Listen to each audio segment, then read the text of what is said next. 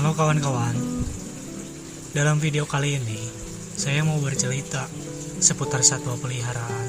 Khususnya yang mau saya bahas adalah tentang musang pandan yang beberapa kali pernah saya shoot di dalam video-video sebelumnya. Kebetulan kemarin-kemarin musang yang kami pelihara mengalami masalah pada fisiknya. Tiba-tiba badannya gemetar, sulit berdiri maupun berjalan, dan tidak mau makan. Karena saya belum paham tentang cara untuk mengatasi dan mengobati musang dengan gejala-gejala tersebut, saya coba browsing di internet dan beberapa konten YouTube yang membahas seputar musang yang sedang sakit dan bagaimana cara mengatasinya atau mengobatinya. Beberapanya menyimpulkan, jika musang saya ini mengalami tremor dengan gejala-gejalanya seperti gemetaran, kepala merunduk ke bawah, sulit berdiri, nafsu makan berkurang, dan kadang saat berjalan pun malah mundur. Melihat musang dengan kondisi seperti ini, kita sebagai pemelihara tentu khawatir dan mencari cara untuk mengobatinya agar secepatnya dapat pulih kembali. Kenapa hal ini dapat terjadi? Bisa saja jika musang kita itu kekurangan asupan vitamin dan nutrisi yang sangat mempengaruhi kekuatan serta kesehatan pada tulangnya. Kemudian, gangguan pada sistem pencernaan bisa disebabkan oleh keracunan dan apapun yang dia makan. Hipoglisemia atau kadar gula rendah dalam darah bisa terjadi karena pola makan yang tidak teratur atau kita lupa untuk memberinya makan. Hipoglisemia ini hanya terjadi pada bayi atau anak musang, dan ini seperti penyakit kucing yang tidak mau makan.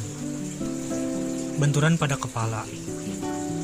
Karena kita tidak tahu hal apa saja yang terjadi pada musang selama di dalam kandang ketika kita tidak membersamainya. Untuk mengobatinya pun terdiri dari berbagai cara, dan saya mau mengambil 2 contoh saja, yaitu dengan cara diobati dengan memakai obat-obatan atau zat kimia lain.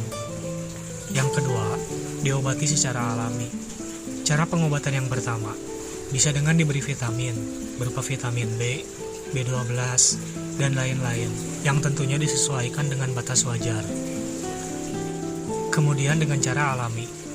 Nah, kebetulan kemarin saya memakai cara alami, bukan tidak ingin mengobatinya dengan cara memberikan vitamin, karena kedua cara tersebut sudah terbukti ampuh. Namun, saya lebih melihat efek samping yang disebabkan dari obat-obatan yang takutnya dapat mempengaruhi karakter pada musang. Semesta ini luas.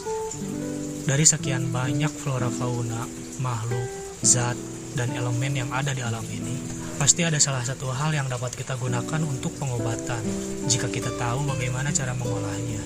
Tapi saya tidak sedang membahas itu sekarang karena terlalu panjang. Nah, yang biasanya setiap hari saya cosplay menjadi musang yang aktif di malam hari dan tidur saat siang, mulai untuk mengubah pola tidur tersebut dengan tujuan demi kesembuhan si musang. Akhirnya, saya membiasakan diri untuk tidur jam 9 atau 10 malam dan bangun ketika pagi menyambut sinar mentari yang mulai mengintip di kejauhan. Tujuan saya adalah untuk menjemur si musang di sinar mentari pagi antara jam 7 sampai 9. Hal ini saya lakukan sampai akhirnya si musang dapat sembuh kembali.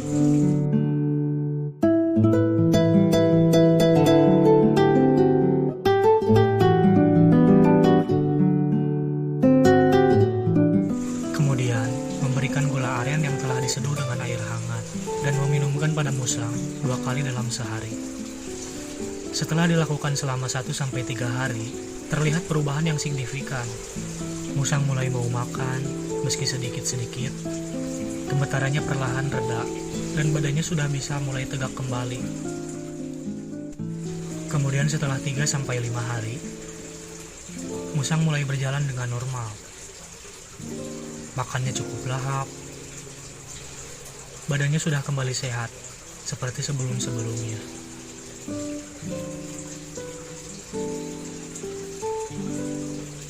Alhamdulillah, setelah saya melakukannya dengan ikhlas dan penuh keyakinan, musang bisa sehat kembali dengan cara dijemur setiap hari di bawah sinar mentari antara jam 7 sampai jam 9 pagi.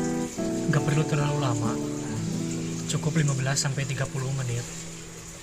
Sekalian menjemur diri kita sendiri agar tetap sehat. Dan terbukti, orang-orang yang sering menjemur diri di bawah mentari pagi, badannya teh sehat-sehat ya.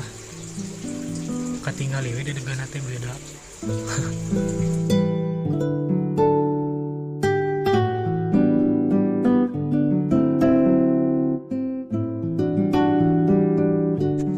Nah, intinya kita harus rela meluangkan waktu untuk memberikan yang terbaik buat musang yang kita pelihara.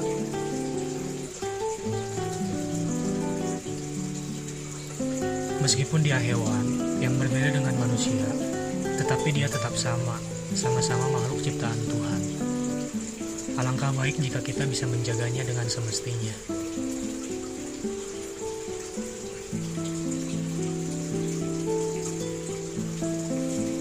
Mungkin cukup sekian cerita saya kali ini tentang musang yang saya pelihara di sini.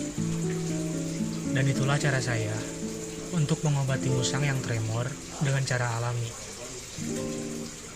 Terima kasih, semoga bermanfaat.